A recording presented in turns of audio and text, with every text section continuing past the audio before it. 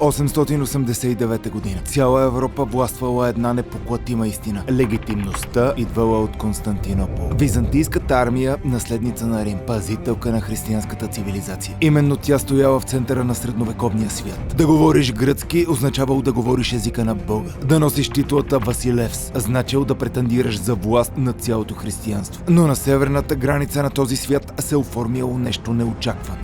България. Земята на хан Крум, който някога пие от черепа на византийския император Никифор. Езическа сила, която едва не сринала империята само преди десетилетия. И все пак сега са издигали църкви там, където някога стоели езически светилища. В манастирите монаси пренаписвали ръкописи на странна нова азбука. Преображението било преднамерено. Дело на един човек. Княз Борис Михаил. Разбирал нещо фундаментално за властта в средновековния свят. През 10 век суверенитетът проистича от легитимността. А легитимността, истинската легитимност, изисквала повече от мечове и крепости. Тя изисквала да бъдеш цивилизация. Защото империите, изградени само на завоевания, изчезват с първото поражение. Но цивилизациите с писменост, вяра и култура оцеляват дори когато държавите падат. Борис избрал християнството през 864 и той не просто приел нова вяра. Християнството означавало централизация на държавата. Търговски мрежи, достъп до византийската култура и познание. То означавало, че владението му вече нямало да бъде пренебрегвано като варварска провинция, а щяло да бъде признато като част от християнитас или семейството на християнските народи. Но тук се криела опасността. Приемайки християнството от Византия, България можело да се окаже, че е византийски васал, преоблечен като съюзник. И Борис се бори срещу това с всеки инструмент, с който разполагал. Той разигравал Рим срещу Константинопол, изтръгвайки отстъпки, изисквайки независима българска църква. Тази борба погълнала десетилетия. И през цялото това време един въпрос го преследвал. Кой ще продължи това дело, когато мен ме няма?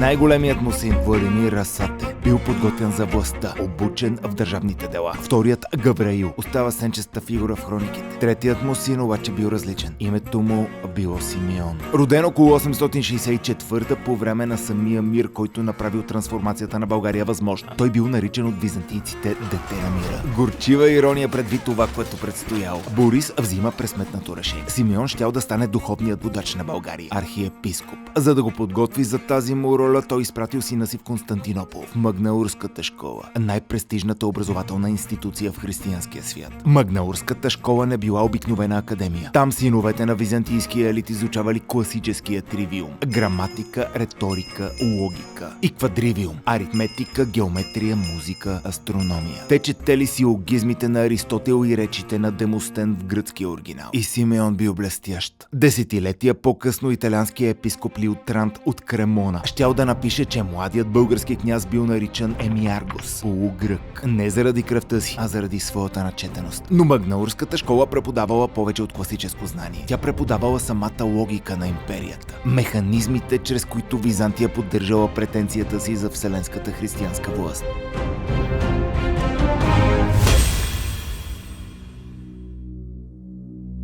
През 889 воден дали от християнско благочестие или от просто изтощение, Борис направил своя избор. Той абдикирал, сменил княжеските си одежди с грубо монашеско расо и се оттеглил в манастир, оставайки трона на най-големия си син. Владимир бил отгледан по старите обичаи. Той помнил езическите ритуали, воинската култура на степта, времето преди да пристигнат свещениците. А сега, с властта в ръцете си, Владимир направил своя ход. Новият княз далеч надминал баща си в грабежите. Посветил времето си на пиянство, пиршества и разврат. И с всички средства се опитвал да върне новопокръстения народ към езическите обреди. Но Борис, макар и монах, не загубил властта и влиянието си. През 893 изляза от манастира като гръмотевица. Сваля Владимир от власт и след това свиква Народния събор в Преслав. Борис поставил на престола третия си син, Симеон. Симеон донесъл нещо безпрецедентно на българския трон. Владетел, формиран от два свята. Българин по кръв, византиец по образование и култура. Но коя лоялност щяла да се окаже по-силна?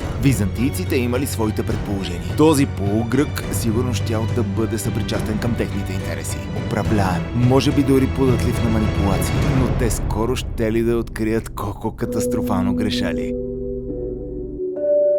През 894 конфликт запалил нещо на пръв поглед тривиално – пазар. Години наред българските търговци държали квартал в самия Константинопол, сърцето на империята, където цените били най-високи. Търсенето най-силно, престижът неоспорим. Но това не било само търговия. По този начин сме имали достъп до дипломатични кръгове, достъп до информация. Тогава Василий Опаторът Стилиян Залца, повлиян от съдружниците си Кузма и Ставраки, наредил българското тържище да бъде преместено от Константинопол в Солун. Официалната причина – административна реорганизация. Истинската причина – корупционната схема. Неговите хора щели да изкупуват българските стоки най-евтино в Солун, след което да ги препродават в столицата с огромна печалба.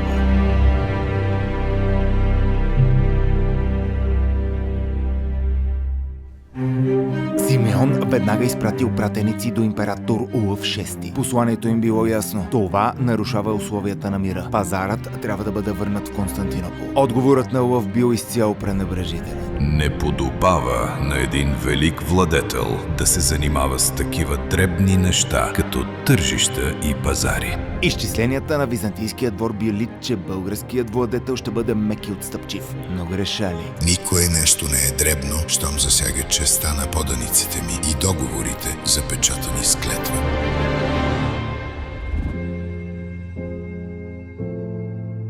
Симеон повел войските си в Тракия и нанесъл съкрушително поражение на византийските сили. Улъв VI отговорил с византийската стратегическа доктрина. Обърни съседите на България срещу нея, създавайки двуфронтова война. Наел маджарите, свирепи конни войни отвъд Дунав, да атакуват от север, докато византийските сили натискали от юг. И почти проработил. Докато Симеон се сражавал с Никифор Фока в Тракия, византийският флот превозил маджарските войни през Дунав. Симеон е победен и принуден да се затвори в крепостта Дръста. Маджарските сили опустошавали околностите чак до стените на Преслав. Това бил най-ниският му момент. Симеон е привидно матиран. Но точно тук интелектът и стратегическото му мислене разкрили своята стойност. Той осъзнал нещо, което обикновените войни пропускат. Самото време може да бъде оръжие. Изпратил послание, че е готов да преговаря. Византийците изпратили своя дипломат Улъв Хиросфакт да обсъдят условията. И Симеон го въвлякал в разговор. Дълъг, разработен, лудокръгов разговор. В един момент Улъв Христофакт се опитал да използва репутацията на император Улъв VI в астрономията. Симеон отговорил с режещ сарказъм. Казват, че знае за движението на небесните тела. Ако това е вярно, значи знае и за пленниците. Кажи ни тогава, ще ги освободим ли или ще ги задържим? Ако познаеш правилно, ще ги получиш като награда. Когато Улъв дал уклончив отговор, Симеон завъртял ножа. Не предвиди бъдещето, о магистре. Имах намерение да върна пленниците, но тъй като не можа да пророкуваш правилно, няма да го направя. И така, докато Улъв Хиросфакт и Симеон разменяли все по-сложна кореспонденция, българските пратеници пътували на север и на изток от Дунава при печенезите. До пролетта на 896 дипломатическата основа била завършена. Съединените българо-печенежки сили се стоварили върху маджарските селища като чу. Маджарите били смазани толкова основно, че изоставили родината си изцяло, мигрирайки на запад в Карпатския басейн. В онова, което днес наричаме Унгария. С отстранената маджарска заплаха Симеон вече преговаря от позицията на сила. През лятото на 896 повел армиите си на юг. При Булгаров и Гун силите му срещнали византийската армия и я разбили. Мирът, който последвал, отразявал новата реалност. Търговският квартал бил върнат в Константинопол. Византия се съгласила да плаща данък на България. А в следващите години българската граница се е разширила драматично на югозапад, дълбоко в Византийска Македония. Гранитен стълб, открит само на 20 км от Солун и датиран от 904, разказва историята. Арабски разбойници току-що разграбили Солун. Градът бил опустошен, отслабен и уязвим. Един бърз удар и той можел да бъде български. Симеон обаче показал прагматизма, който щял да дефинира цялото му царуване. Солун изисквал гарнизон, който България не можела да си позволи. Превземането му щяло да предизвика неизбежна византийска контраофанзива. Така той приложил дипломатическата формула, която щял да усъвършенства с годините. Искай максималното, за да получиш оптималното. Заплашил, че ще превземе Солун. Започнали преговори. В резултат градове като Бер, Сервия и Воден станали български без обсада, без кръвопролитие. Империята, изтощена и воюваща с арабите на изток, приела загубата.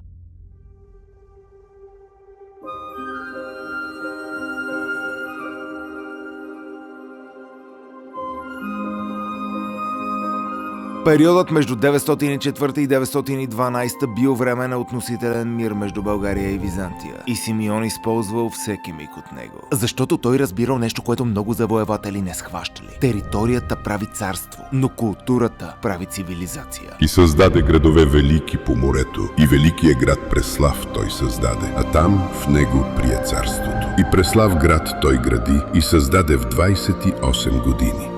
Градът оттеквал структурата на Константинопол. Вътрешни и външни укрепления, масивни стени. Дворецът на Симеон се простирал из вътрешния град. До него голямата базилика, седалище на българския архиепископ. Най-поразителната сграда била Златната църква. Ротонда с 12 ниши и позлатен купол, облицована с мрамор, украсена с рисувани керамични плочки. Това е 3D рендър, а как би изглеждала. И като влезе вътре, той вижда да се издигат къщи от двете страни, украсени с камък и дърво и целите изписани. А като влезе в самия дворец и съзре високите палати и църквите, украсени необикновенно красиво с камък и дърво и различни краски, а отвътре с мрамор и бронз, сребро и злато, той няма да знае с какво да ги сравни. И той ще се очудва и ще изглежда, че сякаш си е изгубил ума. Но истинската революция ставала в скрипториите. Симеон, за когото книгите били любими над всичко, събирал най-светлите умове на царството. Константин Преславски, Черноризец Храбър, Йоан Екзарх, Григорий Презвитер, Тодор Доксов. Те не били просто преписвачи, били интелектуалци, ангажирани в мащабен проект. Пресъздаване на основните текстове на християнската цивилизация на български език и написването на свои оригинални творби. Преди славяните нямаха книги, но бидейки езичници, четяха и гадаеха с черти и ръски. Но ето, Бог им изпрати Константин Философ, наречен Кирил, мъж праведен и истинен. И той им състави 30 букви и 8. Кирилицата, подходяща за масова грамотност. Азбука, която в крайна сметка щяло да служи на близо 300 милиона души из Балканите, Източна Европа и Централна Азия. Това била визията на Симеон. Меч и перо неразделни. Едната ръка градяла граници, другата градяла култура. През 912 мирът свършил.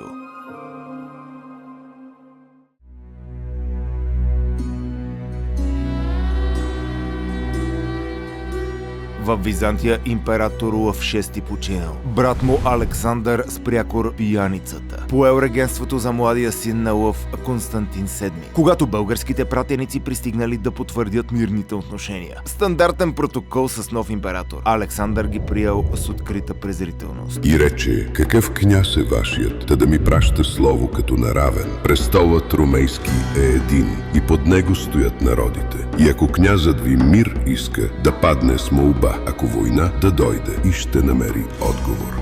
През август 913 година българските армии се появили пред стените на Константинопол. Те опустошили околностите и започнали да копаят ров около града, подготвяйки се изглежда за обсада. Но тогава Александър внезапно починал. Регентският съвет, оглавяван от патриарх Николай Мистик, се озовал в невъзможна ситуация. Арабският фронт бил активен. Империята нямала сила, способна да освободи Константинопол. А Симеон от позицията на сила потърсил преговори. Срещата се състояла в Влахернския дворец. Патриархът приел Симеон и синовете му и поставил върху българския владетел своя епитрахил, част от патриаршеското облекло. Договорили брак между младия Константин VII и дъщерята на Симеон. Това щяло да направи Симеон част от императорското семейство. Да му даде огромно влияние в Константинопол. Да позиционира дъщеря му като бъдеща императрица. Още по-значимо, в Византия можел да има повече от един Василевс. Но само един бил Мега Василевс. А титлата Василевс била гръцкия еквивалент на латинското император. Симеон бил признат за Василевс, а рамките на семейството на владетели. И това била лъжливата победа на Симеон, върховната точка. Византийския военен елит наблюдавал споразумението от 913 година с ужас. Те осъзнавали онова, което било и вярно. Симеон имал реален път към византийския престол. Омъжвайки дъщеря си за малолетния Константин, щял да е в позиция да вземе цялата власт от регентското управление. Това е нетърпимо. През 914 година военна фракция, водена от Лафока, командир на сухопътните сили, и Роман Лакапин, командир на флота, извършват преврат. Николай Мистик е отстранен от регенството. На негово първо място те поставят императрица Зоя, майката на Константин. Първото й действие е да отхвърли споразумението от 913. Бракът бил отменен. Признанието, такова каквото било оттеглено. И отговорът на Симеон бил ярост. Той нахлу в Тракия през 914, опустошавайки провинцията и превземайки важния град Адрианопол.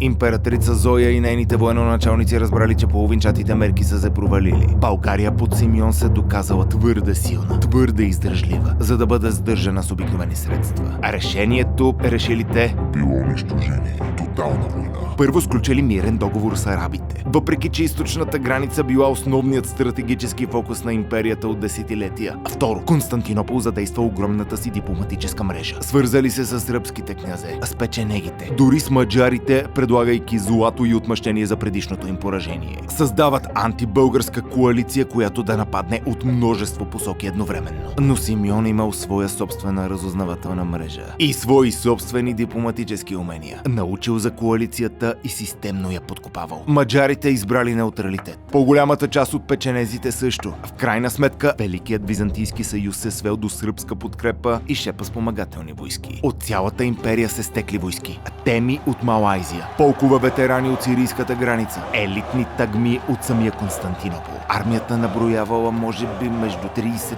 до 40 хиляди души под командването на Лъвпока, един от най-изтъкнатите византийски генерали. Преди да потеглят, офицерите положили тържествена клетва. Щели да оставят костите си в България, но щели да постигнат победа. А планът е изтънчен. Марш по суша към Преслав, докато флотът превозва печенези да ударят отзад, улавайки Симеон между двете сили. И така на 20 август 917 армиите се срещнали.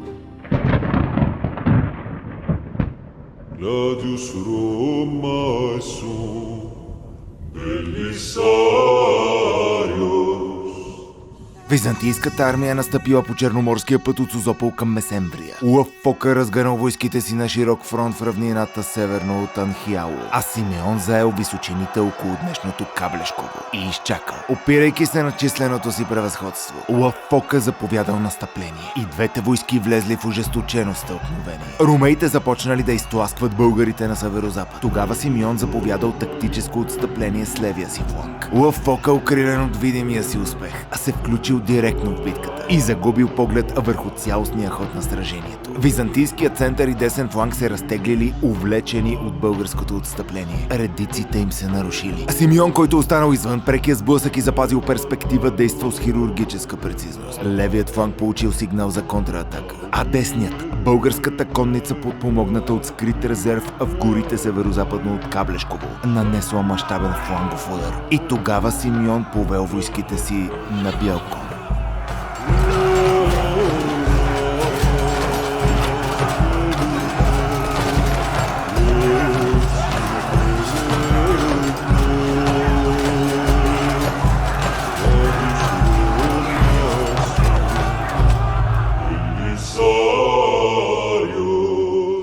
Византийците били обхванати от паника. Част побягнали към Анхиало. Основните сили, включително Лъвпока, се насочили към Месемврия и попаднали в блатистата местност около река Ахилой. Точно там били застигнати. Лъвдякон, пишейки десетилетия по-късно: И днес може да се видят купищата кости на позорно бягащата ромейска войска край Ахилой.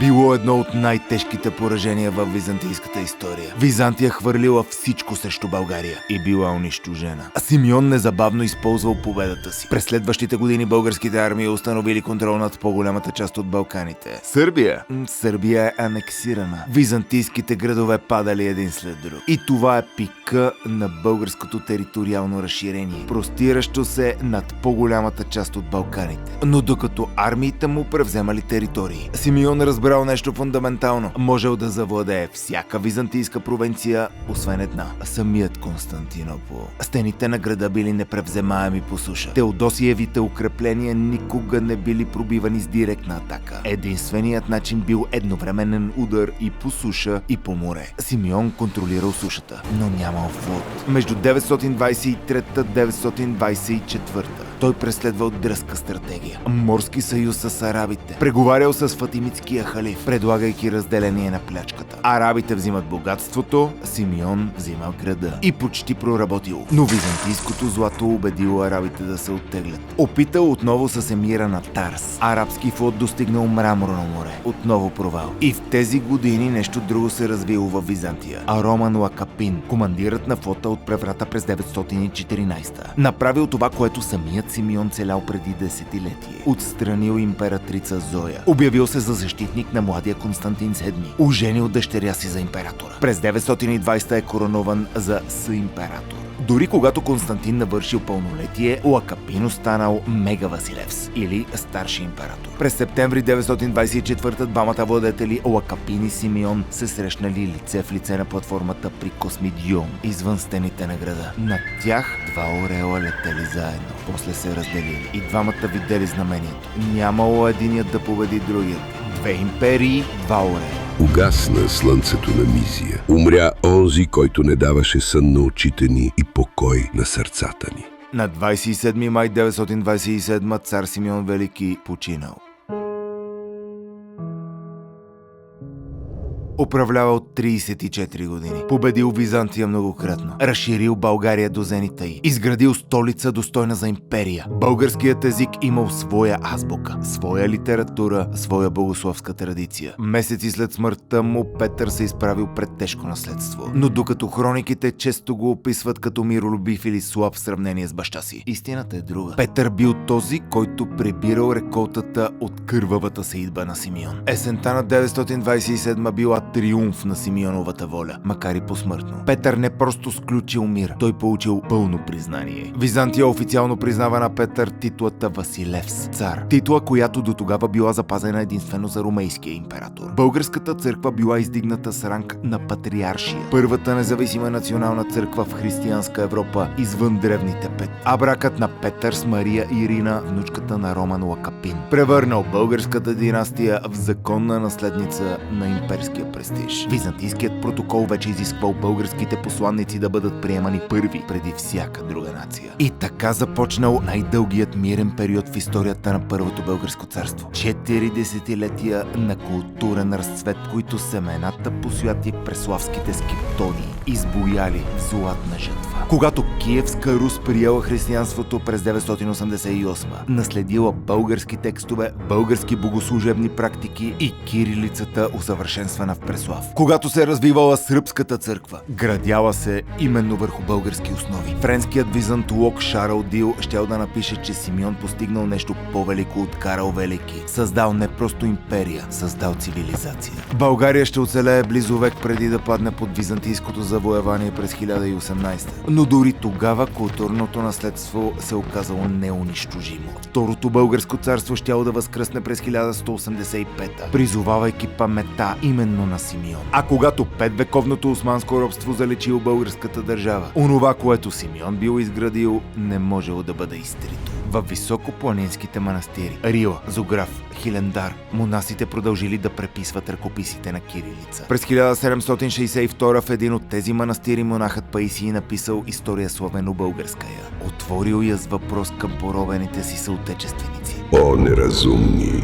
юроде! Поради що се срамиш да се наречеш българин и не четеш и не говориш своя език? Или българите не са имали царство и държава? Толкова години са царували и са били славни и прочути по цялата земя и много пъти са взимали данък от силни римляни и от мъдри гърци. И царе и крале са им давали своите царски дъщери за съпруги, за да имат мир и любов с българските царе. От целия славянски род най-славни са били българите. Първо те са се нарекли царе. Първо те са имали патриарх. Първо те са се кръстили. Най-много земя те завладели. Така от целия славянски род били най-силни и най-почитани почитани и първите славянски светци, просияли от българския род и език, както и за това подред написах в тая история. Това бил златният век. Не просто военни победи, макар че били реални. Не просто красиви сгради, макар че Преслав блестял. Златният век бил моментът, когато България заявила и направила неоспоримо мястото си сред великите цивилизации на средновековния свят. Преписвайте тази история и не оставяйте да изчезне.